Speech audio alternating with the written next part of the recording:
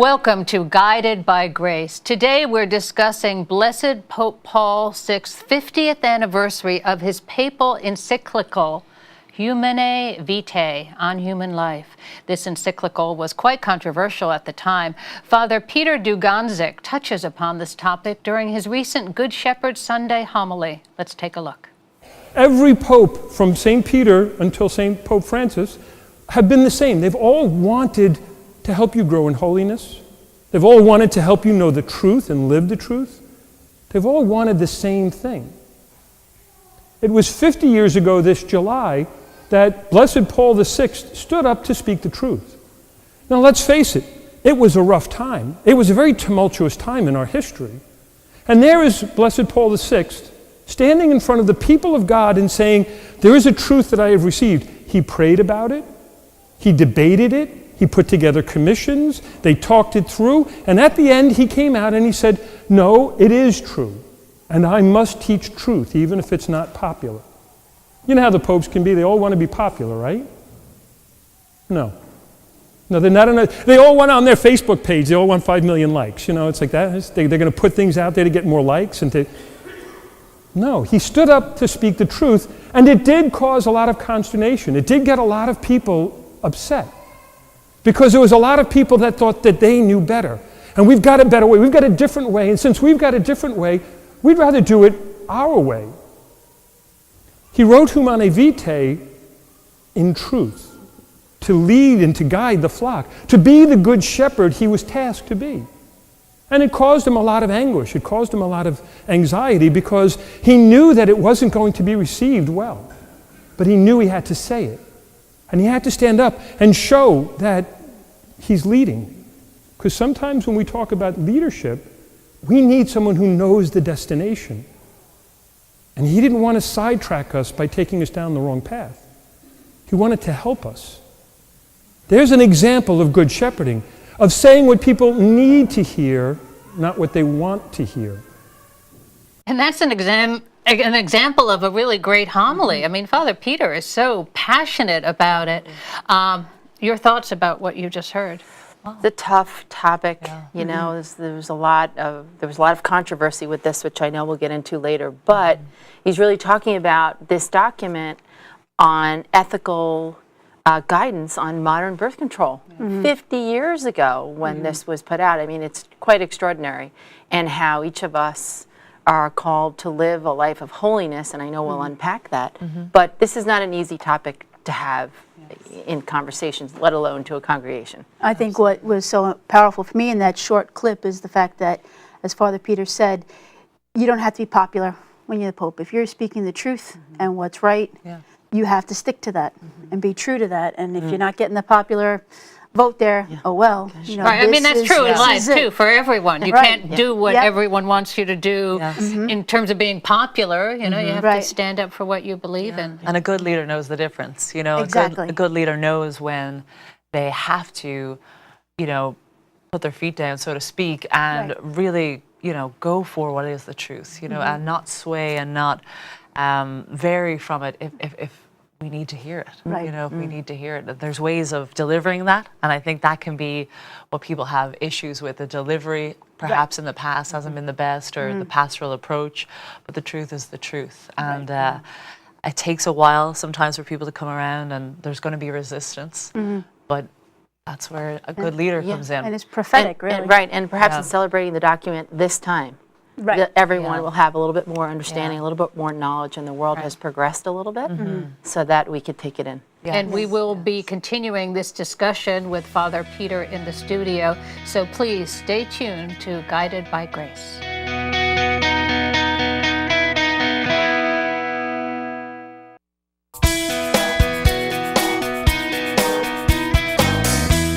Welcome back to Guided by Grace. Today we're discussing Blessed Pope Paul VI's 50th anniversary of his papal encyclical, Humanae Vitae. This encyclical was quite controversial at the time, and now 50 years later is being interpreted as prophetic. Our guest today can help shed some light on this topic. Welcome, Father Peter Dugandzic, pastor of Church of the Blessed Sacrament in Valley Stream, New York.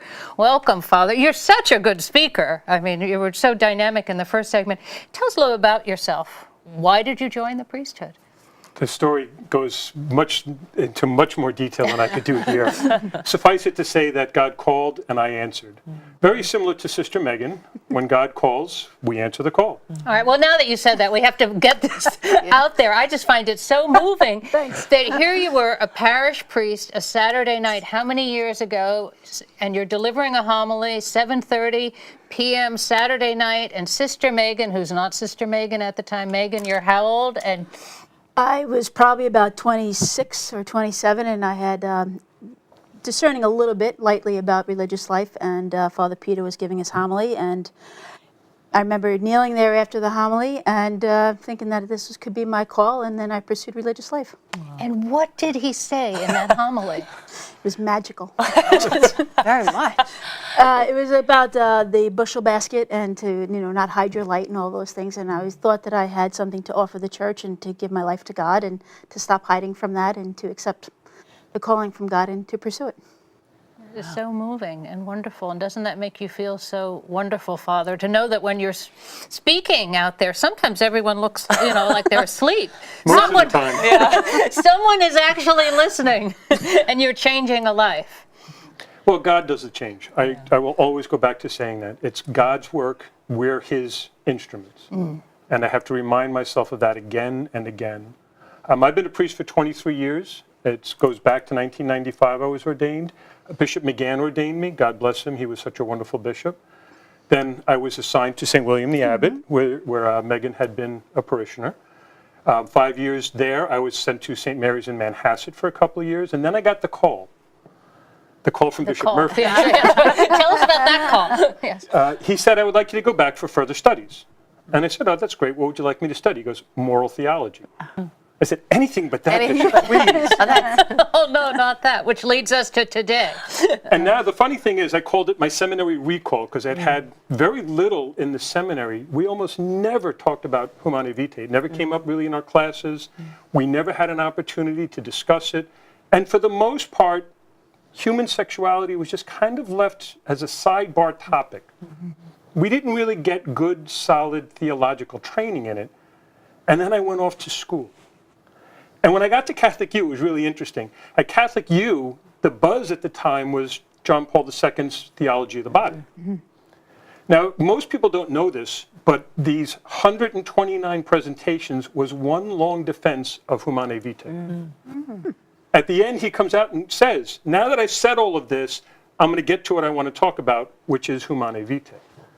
This powerful document. I did myself a favor. I actually brought it because I want people to see it's not big. It's a tiny little document. 32 paragraphs, that's it. People seem to think that this was some sort of a huge thing that Paul VI was doing.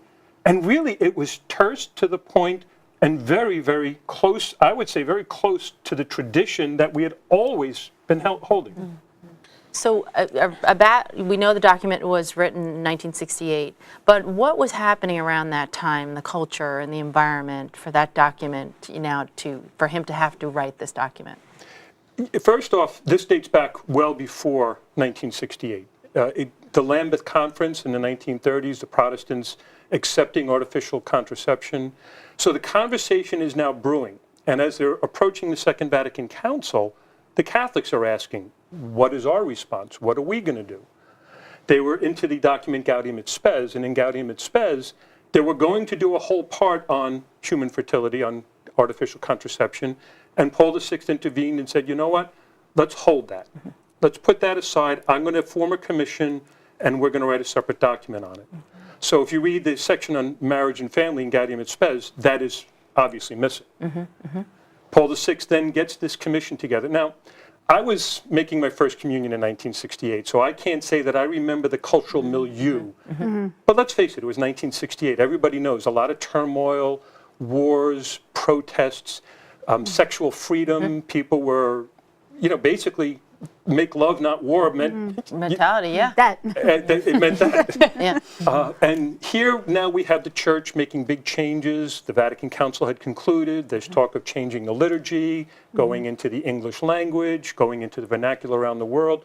And there's a commission studying contraception. Well, the commission had two sides, obviously a majority vote and a minority vote. And I guess the bishops of that time didn't understand how not to leak information. Okay. And it was, they didn't understand how the news media worked. And now the news cycles were starting to kick in. And it's heard that the majority are saying the church is going to change on this. Mm-hmm. But Paul VI had the final voice.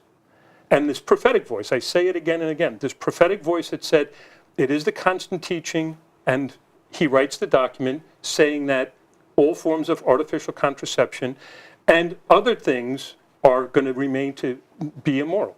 From what I picked up, that women were just beginning to understand their role in society around that time.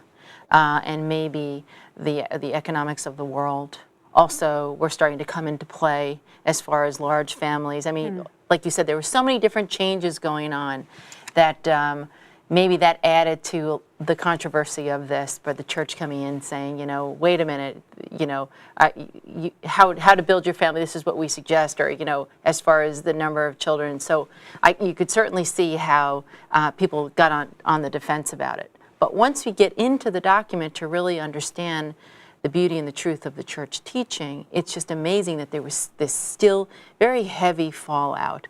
The principles that were laid out in the document are so beautiful and clear to understand that, it still remained a challenge. So hopefully today we're a little further down that.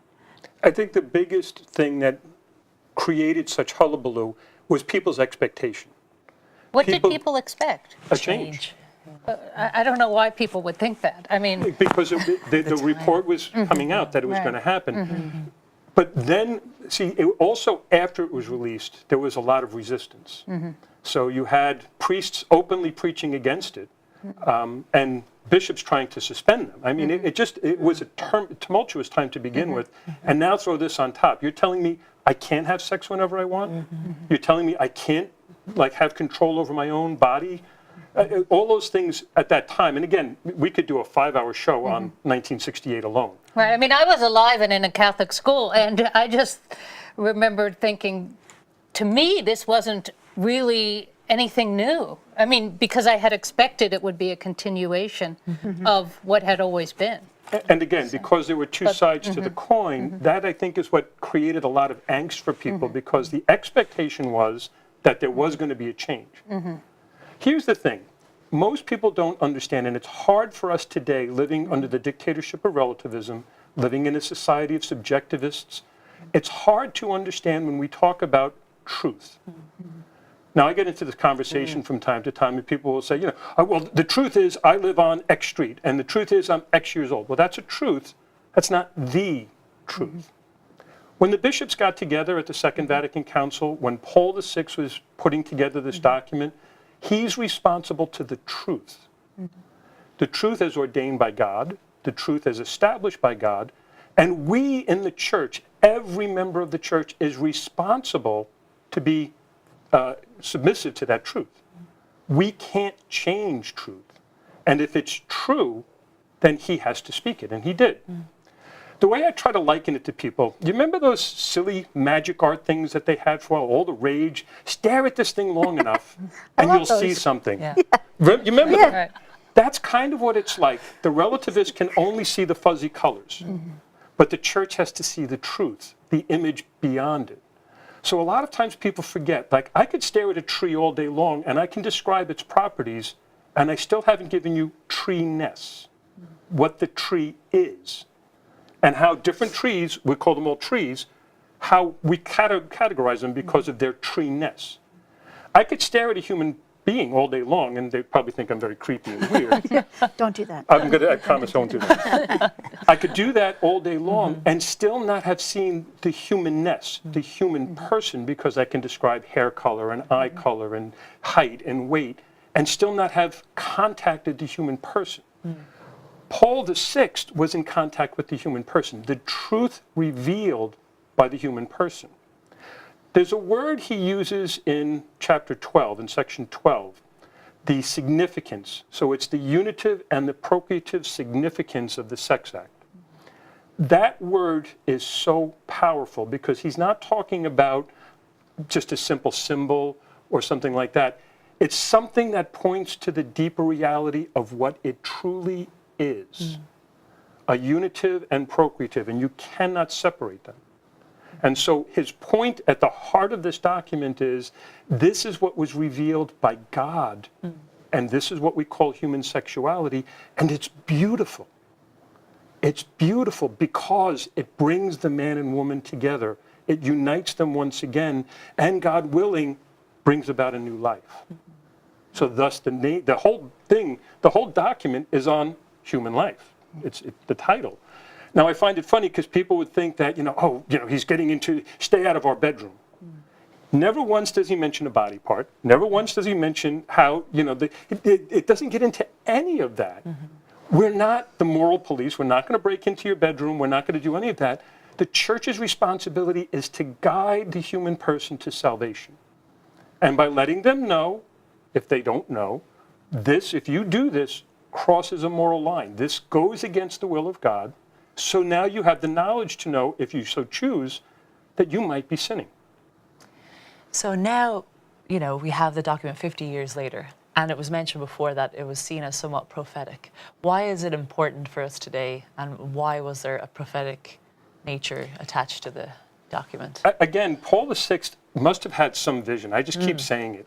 If you read section 17, he talks about the effects of lowering the moral standard in society, and how lowering the moral standard, making it easier, say, for young people to start engaging in sexual behavior sooner, is going to change the way the man looks at the woman. And now you look at hashtag Me Too. People are saying it. He was talking about that's what's going to happen. Now, I'm not going to try to pretend that it's a brand new thing. Sure. Men have been abusing women for a long, long time. That's not new. But what's now really imposing on this is you can't really say no anymore because you're using contraception, you're not going to get pregnant. If you do, you can have an abortion, and I can go down the whole list. What Paul VI was saying is suddenly women are no longer going to be the subject of love, they're going to be the object of desire. Yes. And you make that easier. I mean, ask any young man. Yes. You make that easier. Thank you. Right, right. And we're trying to say, how are we going to uphold that standard? How are we going to help society ascend, if you will, to the beauty of what it means to be a human person in love in marriage? Yes. Great point. Actually, what happened when the document kind of came about, where women were trying to find their place in society, this actually did really set a massive setback, because today, when we're talking about young women being aware of their fertility health, very much a part of it, an important part of their overall health and well-being, it's actually more empowering to be able to monitor their fertility health and to be able to navigate their biomarkers and things like that. It's more empowering, and it's not just blindly following something. They're now embracing it. We see that. We've witnessed that through the Gianna Center. Women want to be able to know on the ground what's happening, and then how they can navigate it for themselves in a healthy and meaningful way. So I think that's something so positive that we've moved through the 50 years. I mean, we've definitely hit some bumps in the road, no question, but I think it's empowering for women today. One of the things that really disturbs me, if you will, when I talk to people, they still have that ancient image of us that we are living in the dark ages and that we're anti-science, anti-medicine. Any doctor and any nurse who has studied what we talk about in natural family planning, the study of the body, it's deeply medical, deeply scientific. Deeply. This is not something that we just invented, that we just said, here, just, do this rhythm method and everything is going to work. The rhythm method didn't work. Right. But this is just hugely accurate in helping people when to conceive and when to avoid conception. Absolutely. In a healthy, moral way. Absolutely. And every woman that I've talked to now, I don't have that inside experience other than to hear it from someone. Every woman who's gone through it and starts to understand their cycle better and understand what's going on inside their body, it's like an awakening for them, where they suddenly said, I never even realized what this meant and how to look at this and understand that. It's just liberating, really. I think it's also healthy for the husband as well, because now he has a part in this whole thing, because he has to be aware of his wife and what's going on. Her health and also, well-being, yeah. yes, absolutely. I agree with you. It's almost like, for women, like you said, the light bulb goes on, but we never looked at that as part of whole being health. It was always looked at as, in a compartment somewhere or just separate. So now that we know that fertility health basically takes care of whole being health, there's a whole different game going on here, because if something's wrong in that area, it leads to another problem in the body. Dominoes. Yeah, so it's just a whole new understanding. I think, as we were talking before, I think humanity is progressing in the intelligence and understanding of science. I think Bishop Barris said that, it was Cardinal Newman that may have said, the church, a lot of people think the church is behind. It's actually beyond. Progressive. In its understanding. And maybe medicine is getting there. We're finally, we're serving it well.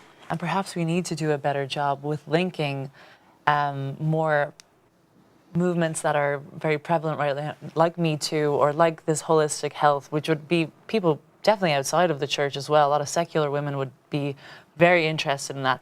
Linking those things with such a document and grounding it, perhaps we need to do a better job as a church in order to get that message across through those platforms. In the opening segment, you talked about how hard it is, and et cetera, et cetera. It's not hard. I would say to parents, go and take an NFP class and learn a little bit more about it so that you can start talking to your own children. Don't keep leaving it up to us, because we don't have your children around enough really to do that. True. And I say this all the time. It's not like it was 100 years ago where it's going to take care of itself. We'll sit down, we'll have the talk, and then we're done with it. We have to have this on the front burner nowadays, because it is all around us. It is happening everywhere. And I think the awareness is critical at this point. And it has to be an ongoing discussion. You can't just talk about it once, keep talking about it. We want to thank you, Father Peter, for joining us today. Guided by Grace, we'll be right back.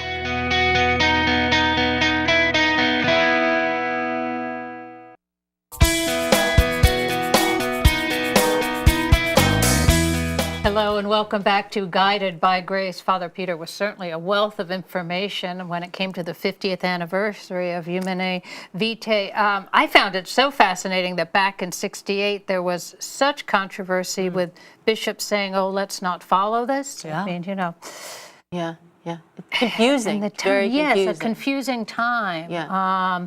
But to me, I was back in school, age 13. I always thought the rules weren't going to change. I mean, I think that the nuns were telling us, don't think that there's going to be something revolutionary. We've been teaching you the truth, and the church's teachings aren't going to change. So Well, I think you also go and think about Vatican II and the changes that were made. So, so there's changes being made as you're speaking, and then all of a sudden this was taken out of the Vatican II part, and then it was like a separate thing. So like, ooh, what's going to happen? Maybe this is going to be a change. And then one person hears it, it's like, telephone, like, oh, they're going to change it. And then everybody, then all of a sudden it's like, no, we're not. We want to stay with the truth. It's like, wait, Then well, the I expectations heard are this. gone. And then you have that. Yeah. I thought one thing we didn't realize was that all of John Paul II's teaching on theology of the body ended with the defense of or Humanae Vitae, which makes so much sense. I gave a talk on theology of the body, and I didn't make that connection. So. Well, now you I will. know. Yeah, you Sorry, know. guys. Well, now you'll make that connection. It's certainly a great read, quick, like you mentioned. God's love, or God's design for married love, is really very, very at the beginning. Sets up the why and the understanding of this. And that is clearly our book this week, the newly released version of the 50th anniversary of Humanae Vitae, with related papal texts, several popes weighing in, distributed by the United States Conference of Catholic Bishops. So you can visit their website at usccb.org. And now we leave you today with an intercessory prayer to Blessed Pope Paul VI. In the name of the Father, and of the Son, and of the Holy Spirit. Amen. God our Father, fill all married couples with your love. Give them the grace to love one another every day, living out their promise to love, to will the good of one another in good times and bad. Help them to imitate your freely given sacrificial love, that they may choose each day to give of themselves, reflecting your love for us when you sent your Son to die for our sins. We ask this through the intercession of Blessed Pope Paul VI, and in the name of Christ our Lord. Amen. I'm McGee Hickey. On behalf of my co-hosts, Carly Ann Gannon, Sister Megan McCardle, and Allison O'Brien, we want to thank you for joining us in today's conversation. God bless you, and we'll see you next time on Guided by Grace.